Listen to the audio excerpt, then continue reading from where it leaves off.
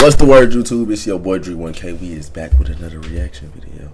Now, we are going to be reacting to Chillin' Scares. We have 5 disturbing crimes caught on Google Street View. People out here still committing crimes in public, bro. Broad daylight. So watch y'all back, bro. People do not care. They are crazy. They will do it to your ass. You know what I'm saying? Be safe. In October 2024, a Google Street View car captured what looked like the aftermath of a horrific crime in the small Spanish town of Tahueco. It captured a man loading a large white bag into the trunk of his car. Now, this easily could have had an innocent explanation. However, many noted that the bag's shape looked a lot like a human body. And unfortunately, that is exactly what it turned out to be. Wow. The bag contained the remains of a 32-year-old Cuban man named Jorge Luis Perez. He had gone missing in November 2023 after sending a message to his family saying he was leaving Soria, the place he had lived, with a girl he had met, and that he would no longer be using that phone. One of his cousins found this highly suspicious and reported his disappearance to the police. However, despite the investigators' best efforts, they were unable to find any clues that could help them find Jorge. There were no witnesses or any surveillance footage that could point them in the right direction. So the case went cold for months. Or at least until one of the investigators came across the Google Street View images in November 2024. Coincidentally, the Street View car had also captured the same man carrying the white plastic bag in a wheelbarrow on the way to his car. These images proved to be the final piece in solving the mystery. Nigga in broad daylight toting a body in a barrel, bro. What the fuck, gang? Yo, some niggas are diabolical as shit, bro. Of Jorge's disappearance. They were able to narrow down the list of potential suspects by tracing the vehicle back to its owner, a 48-year-old Tahueco resident named Manuel Isla Gallardo, who worked at the town hall in the neighboring town. However, Manuel had no prior history of violence or any other illegal activity, making it difficult for the authorities to arrest him without any solid evidence. But after tapping his phone and trailing him for a couple of weeks, the investigators uncovered the connection they were looking for. He was in a relationship with Jorge's partner, and as later investigation would reveal, Manuel and this partner kidnapped and later killed Jorge because of this love triangle. They likely would have gotten away with it as well, if not for the Street View images. Damn, man. Damn, bro. And it's like all you had to do was just tell the nigga, bro, that you just didn't want to be with him. And he a goofy, bro. A discovery that was nothing short of a miracle. You see, the town of Tahueco has fewer than 50 residents, so there were no eyewitnesses to Manuel putting Jorge in his car. Additionally, the Google Street View car just so happened to be driving through Tahueco for the first time in 15 years. Wow. Both Manuel and his partner were arrested on November 11th after investigators found more evidence linking them to Jorge's disappearance in their home. Their arrest also led to the discovery of Jorge's remains in a cemetery about 15 minutes from where the Google Street View images were captured, finally bringing closure to his tragic case. Damn, man. Google.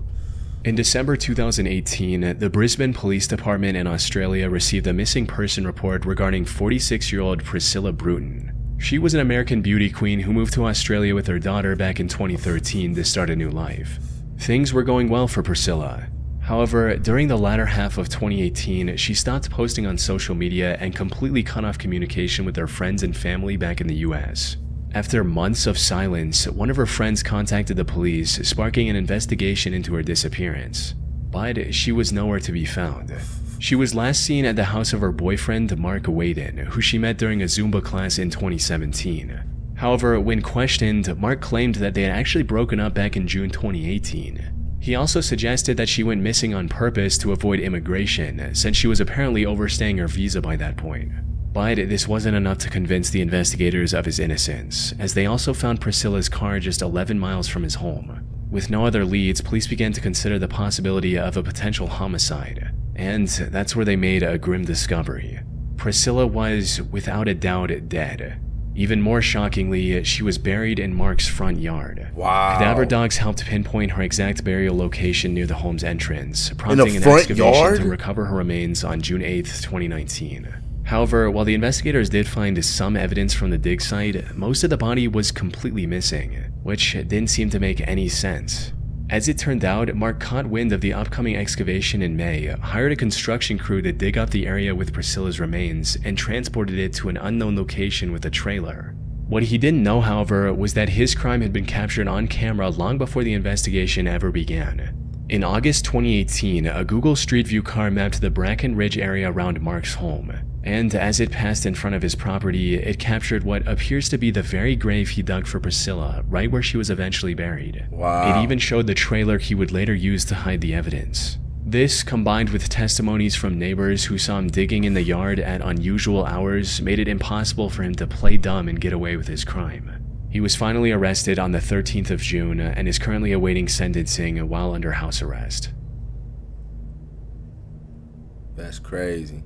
Sometime in how do you 2018, get house arrest Google after updated something the like street that, bro? view in the Ecatepec de Morelos municipality in Mexico.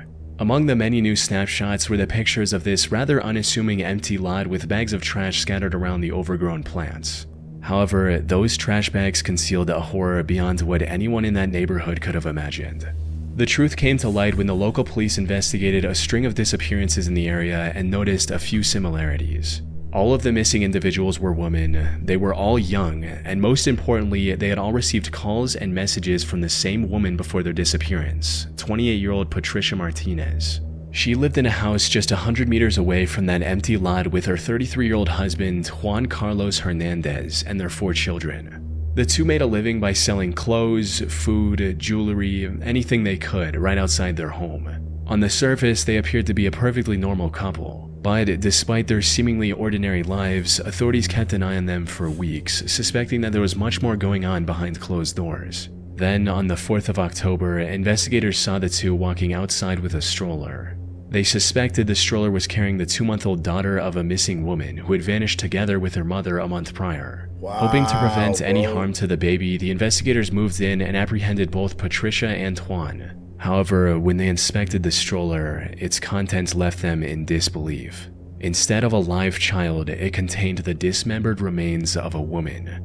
The couple was headed to the empty lot near their home to dispose of the evidence of their horrific. So where's the baby, bro? Where's the baby? Crime. But this was only the tip of the iceberg. As the cops searched their home, they discovered dozens of dismembered human remains stored in their fridge, wrapped in plastic bags, and some encased in cement. The cement bags in their home also matched the ones that were scattered throughout the empty lot seen on Google Street View.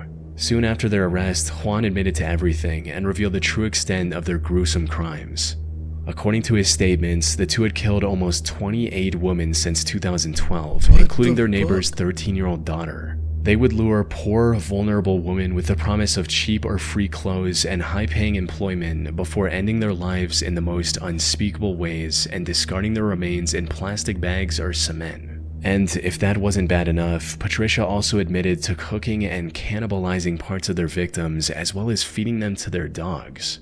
However, the most shocking part of it all was Juan's complete lack of remorse, with him boldly declaring his hatred of women. Yo, where is the baby? Am I tweaking my own one? Worry about that, bro? Yo, I like motherfuckers like him and Shorty, bro. It should be no remorse, bro. Like y'all got like motherfuckers like this, bro. Y'all gotta like drop off planes, bro. No parachute, bro. Just drop their ass, fam. Like niggas like this, bro. The worst punishment, fam. Like they should be hung on bridges for display and shit. Like I don't like, bro. No sympathy for niggas like this, bro. And vowing to do the same again if he was ever given the chance. Y prefiero que mis perritos coman carne de estas mujeres a que ellas sigan respirando mi oxígeno. Y mientras yo siga aquí en la tierra, voy a seguir haciendo todo el daño que yo pueda. Y divirtiéndome de ese daño. The only silver lining in this entire case is that the baby was unharmed. Okay. They had actually sold it to another couple for 15,000 pesos, or about $770. These buyers were later arrested and the baby was rescued safely. As for Juan and Patricia, baby, bro. That's I ain't like, yo, bro, these motherfuckers they deserve the worst, bro. I ain't gonna cap, twin. They deserve the worst. They deserve the worst. That's fucking crazy, yo. That's crazy. They were sentenced to nearly 350 years behind bars, where they remain to this day. If you go to this location in Barron, Wisconsin on Google Street View, you will see cop cars and police tape surrounding this residence. On October 16, 2018, this Street View car captured the aftermath of one of the most monstrous crimes in Wisconsin's recent history. It happened a day earlier when the 21-year-old Jake Thomas Patterson knocked on the Kloss residence at around 12:50 a.m. and claimed to be a cop. James Kloss came to the door and demanded to see Jake's badge before opening the door. In a fit of rage, Jake raised the shotgun he'd brought with him and shot James through the door. He then fired another shot to break the lock and enter the house. Meanwhile, Denise Kloss locked herself and her 13-year-old daughter Jamie in the bathroom and made this disturbing 911 call. County 911, where is your husband? Somebody I just want from. Hello?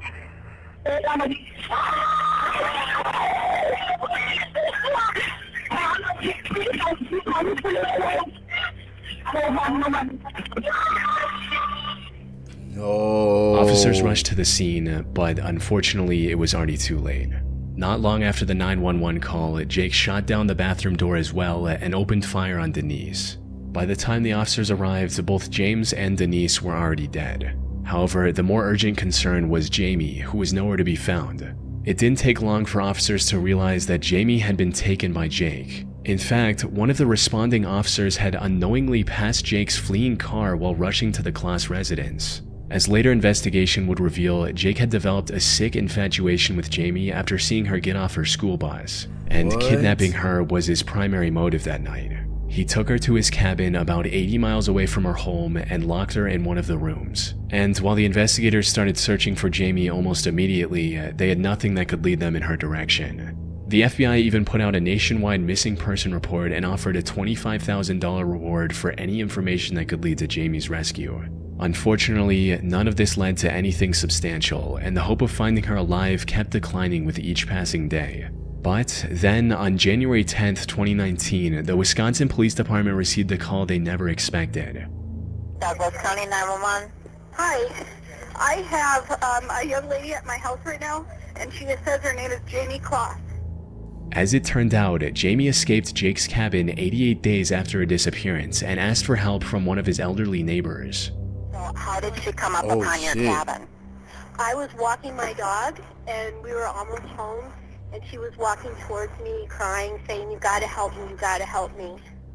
She pulled off this remarkable escape by carefully studying Jake's routine for weeks, tracking when he left and how long he was gone, waiting patiently until the perfect opportunity revealed itself. After getting in contact with the police, she told them everything she knew about her kidnapper, resulting in Jake getting identified and arrested following a traffic stop. Jake stood trial on May 24, 2019. He pleaded guilty to all charges and was given 2 life sentences without the possibility of parole, plus 40 additional years in prison. Yep, Jamie. In February 2011, a Google Street View car captured what looked like an abduction in progress in Sao Paulo, Brazil. It shows a burly man saying something to a woman while she's trying to get away, while a car with an open trunk is parked nearby. The next slide shows the man restraining the woman, while we can also see another man strangely sitting in the car's trunk. And the next slide provides a clear view of the scene, showing the man in the white shirt seemingly trying to force the woman while she bites his hand in what looks like an attempt to break free. However, the final slide is even more unsettling as it shows the parked car driving away with neither the woman nor the man in the white shirt visible anywhere.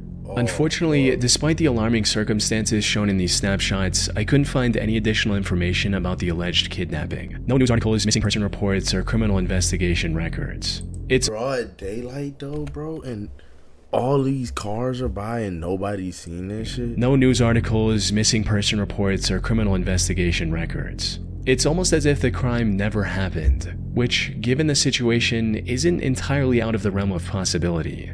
There's a good chance that this disturbing scene has a perfectly innocent explanation. Maybe the white shirt man and the woman know each other, and instead of an attempted abduction, he's simply trying to tickle her. This would explain why he has a cheerful, almost smug grin in one of the snapshots, and why she's holding onto her cigarette while trying to free herself from a presumably dangerous situation. But even with all that in mind, the possibility that this was a real crime that just flew under the I don't know, bro. The body language don't seem like it's playful, bro. It seems too authorities' serious. radar is also just as possible. The lack of reports and news articles doesn't necessarily mean nothing happened. It could just as easily point to a bigger systemic issue with bribery, corruption, and cover-ups that allow serious crimes to stay hidden in plain sight. Curiously, Google has since removed the most ominous snapshot from Street View for some unknown reason. Unfortunately, it's been over 14 years since these images were captured, and without any new evidence or leads, this case likely will forever remain a mystery. Wow, bro. That's crazy. Damn. That's fucked up, bro. I'm telling you, bro, y'all gotta watch out, bro. Watch y'all surroundings. Watch y'all back, bro. Because people will pop out the cut on you and do the unspeakable, fam. You gotta watch yourself.